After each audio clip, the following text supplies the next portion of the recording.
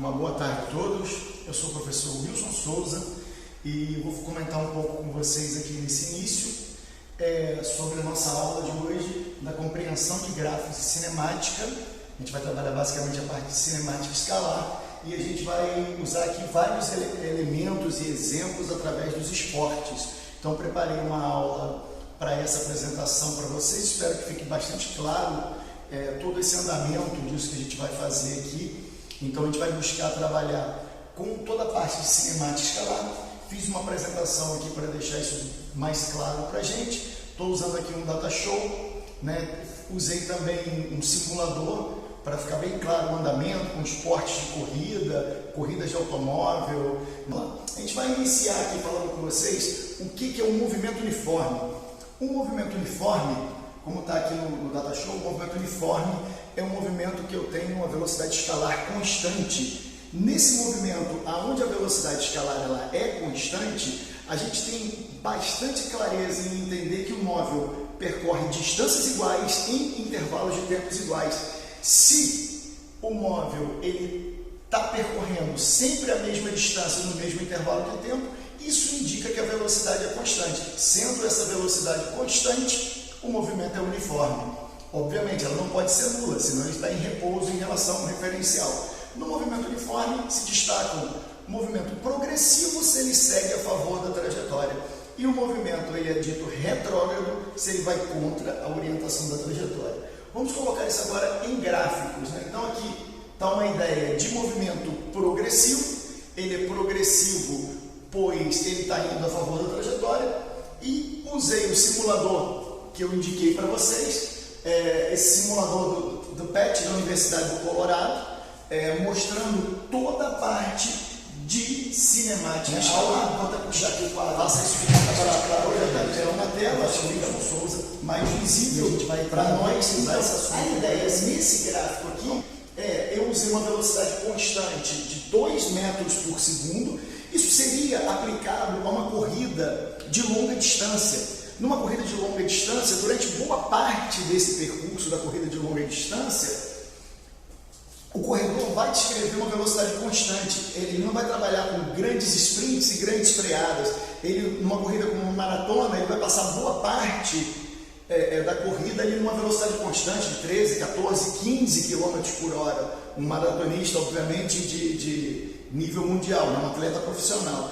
Então, o que acontece? Eu mostrei aqui para vocês o seguinte: uma velocidade que é constante de 2 metros por segundo ao quadrado, ela me indica uma aceleração escalar nula, claro, a aceleração é nula e, consequentemente, a posição varia com o tempo. De que maneira varia essa posição, Wilson? Ele vai progredir, né, com uma velocidade de 2 metros por segundo, ele vai progredir 2 metros por segundo em cada segundo. Isso indica uma velocidade constante para a gente. Então está aqui essa primeira ideia. Poderia mostrar isso aqui para vocês, desenhando aqui sobre o gráfico da seguinte maneira. Então, um gráfico de velocidade sobre tempo, ele teria esse comportamento aqui, né? Com a velocidade medida em metros por segundo e o meu tempo medido em segundo. Se a velocidade é constante, ela jamais se modifica e vai valer sempre 2 metros por segundo ao quadrado. Já, por sua vez, a posição, ela tem esse comportamento descrito aqui, ó.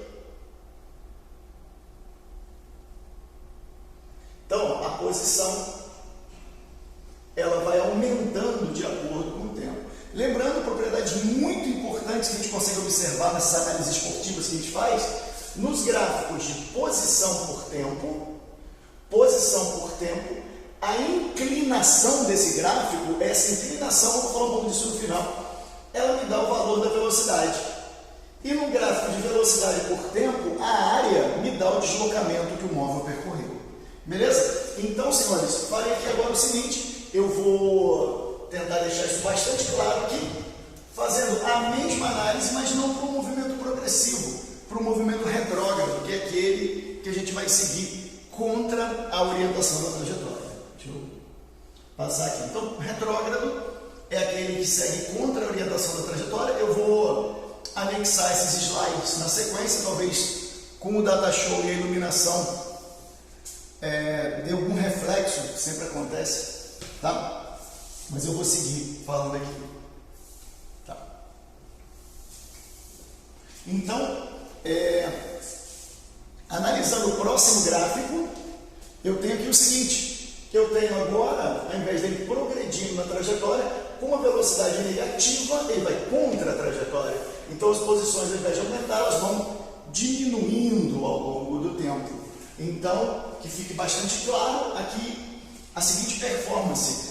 Obviamente o corredor pode correr em duas circunstâncias, né? Ele pode correr aqui nesse caso para a direita ou para a esquerda. Se para esse lado é progressivo, para o outro lado é retrógrado, apenas uma questão de referencial, né? Então isso aqui é a típica ideia de corrida de longa distância, aonde o corredor vai manter durante um longo intervalo de tempo a velocidade constante. Então essa velocidade não varia. Agora a gente vai passar para a última etapa, que seria o movimento uniformemente variado. No movimento uniformemente variado, eu tenho aceleração.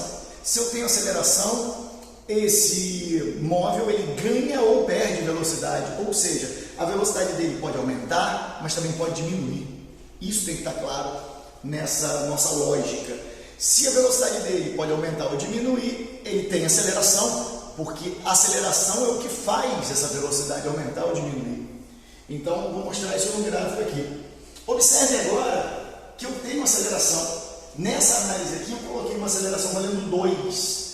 Com uma aceleração valendo 2, a velocidade agora não é mais constante. A velocidade varia 2 em cada segundo. Se a velocidade varia, agora o gráfico da posição passa a ser uma curva. Por que passa a ser uma curva? Porque ele vai variar de acordo com a variação da velocidade.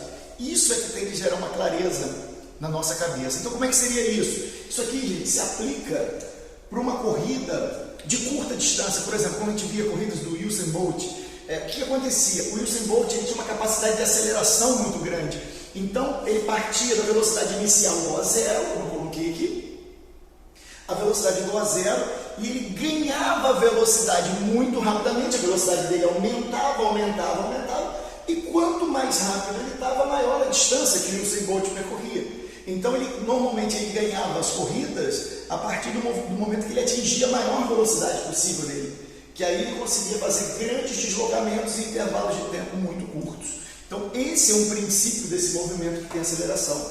É muito importante a gente observar essa ideia de movimentos que possuem aceleração escalar. Então, o movimento ele pode ter aceleração positiva, que eu vou acelerar a favor da trajetória, ou não, mas ele pode também ter uma aceleração negativa. O indicativo é, se a aceleração é positiva, a velocidade está aumentando. Normalmente a gente usa a ideia de aceleração negativa com esse fechamento que eu vou passar assim: se a aceleração é negativa, ele está freando. Pode ser, é uma boa ideia pensar assim. Então, se a aceleração é negativa, ele freia, ou seja, a velocidade dele está diminuindo, indo para zero. Aqui nesse caso, eu coloquei ele partindo da velocidade de zero. Então a velocidade dele aqui vai aumentar, só que no sentido negativo. A velocidade está aumentando, está aqui velocidade, posição, aceleração. Ok? Então esse aqui é o movimento dele, acelera com aceleração negativa, ele acelera para trás. Naquele outro eu estava acelerando para frente, mas como eu disse, é só uma questão de referencial. Senhores, então, para fazer o fechamento aqui, coloquei uma ideia bem interessante aqui no gráfico. Nesse gráfico de posição por tempo, no movimento uniformemente variado, o gráfico é uma curva, porque a velocidade faz com que a posição fique cada vez mais alta, se a velocidade estiver aumentando. Nesse gráfico tem aceleração, tá? E essa aceleração me faz ter maiores ou menores velocidades. Então, o que eu usei aqui? Eu usei esse software da Universidade do Colorado University. Esse software é muito interessante, chama-se Moving Man, né, que mostra um homenzinho correndo numa pista. Ele constrói todos esses gráficos que eu coloquei para vocês.